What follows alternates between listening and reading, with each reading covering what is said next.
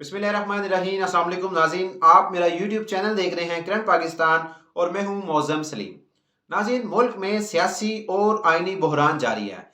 हुकूमत ने आज अदालती इस्लाहात से मुतल्लिक जो बिल है सेनेट से पास करवा लिया है। कल इस बिल को कायमा कमेटी और कौमी असम्बली से मंजूर करवाया गया।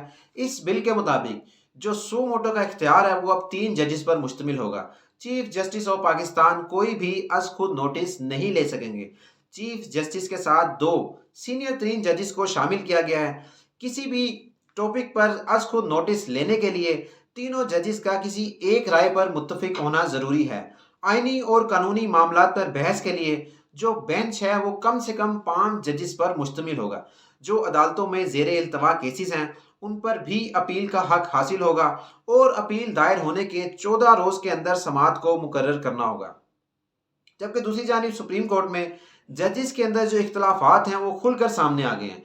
पंजाब और केपी इंतखाबात से मुतल्लिक जो केस की समाअत चल रही है, आज 5 रुकनी बेंच में से जस्टिस अमीनुद्दीन खान ने खुद को बेंच से अलहदा कर लिया और कमरा अदालत से उठकर चले गए। उन्होंने कहा कि कल जो जस्टिस फायज ईसा ने एक बयान जारी किया है कि इस बिल के मुताबिक जितने भी अज खुद नोटिस की समाअत हो रही हैं उनको रोक दिया जाए। जबकि दूसरी जानिब जब अदालती ऑर्डर आया इस समाअत के हवाले से, उसमें यह कहा गया कि कल इस केस की समाअत दोबारा होगी जिसमें जस्टिस अमीनुद्दीन इस बेंच का हिस्सा नहीं होंगे। अब कल जो है इस केस पर दोबारा समाअत होगी। नाज़रीन, चीफ जस्टिस ऑफ पाकिस्तान डटे हुए हैं। हुकूमत ने अदालती इस्लाहती बिल लाकर चीफ जस्टिस को दबाव में जो लाने की कोशिश की है वो अभी तक नाकाम नजर आ रही है। चीफ जस्टिस ऑफ पाकिस्तान का जो ओहदा है वो एक सुप्रीम ओहदा है। आर्मी चीफ इवन के तमाम जर्नैल को भी चीफ जस्टिस ऑफ पाकिस्तान तलब कर सकते हैं, लेकिन चीफ जस्टिस का जो हुक्म है, जो ऑर्डर है, उसको कोई नहीं टाल सकता। और अब लगता है यही है कि कल इस समाअत पर इलेक्शन का फैसला आएगा और इस मुल्क में इलेक्शन होंगे। हत्ता कि अगर ये कल 4 रुकनी बेंच भी टूट जाता है और 2 रुकनी बेंच का भी फैसला आएगा तो उसको इम्प्लीमेंट करवाना पड़ेगा और मुल्क में इलेक्शन होंगे। और अगर कोई सुप्रीम कोर्ट का फैसला नहीं मानता तो वो तौहीन अदालत के ज़मरे में आएगा।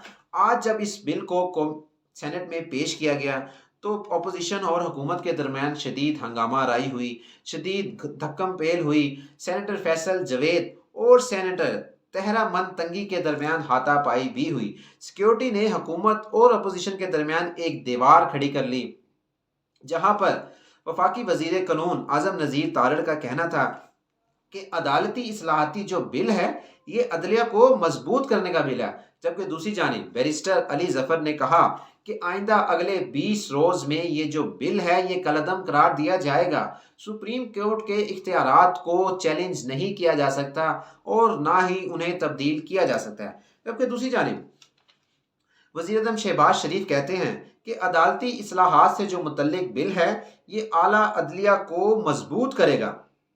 बिल की मंजूरी से बेंच की तश्कील में मदद मिलेगी। 184(3) के अमल को शफाफ और जामिया बनाने में भी मदद मिलेगी।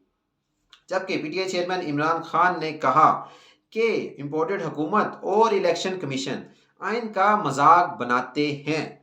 ये आइन व कानून से खिलवाड़ करके पाकिस्तान की बुनियादों को कमज़ोर कर रहे हैं। पीटीआई चेयरमैन ने कहा कि बेंच 5 रुकनी हो या फुल कोर्ट, इससे कोई फर्क नहीं पड़ता। बताया जाए कि इलेक्शन 90 दिन में होंगे कि नहीं होंगे। तो नाज़रीन, आज इस केस पर दोबारा समाअत होगी और देखा जाएगा। लगता यही है कि आज जो है इस केस से मुतल्लिक फैसला आएगा। वज़ीर आज़म शहबाज शरीफ जब आए थे उन्होंने कहा था कि हमने रियासत बचाने के लिए सियासत को दांव पर लगा दिया। आज मुल्क में आटे के लिए लाइनें लगे हुए हैं, लोग ट्रकों को लूट रहे हैं। मुल्क में जो महंगाई है वो तारीख की बुलंद तरीन सतह पर है।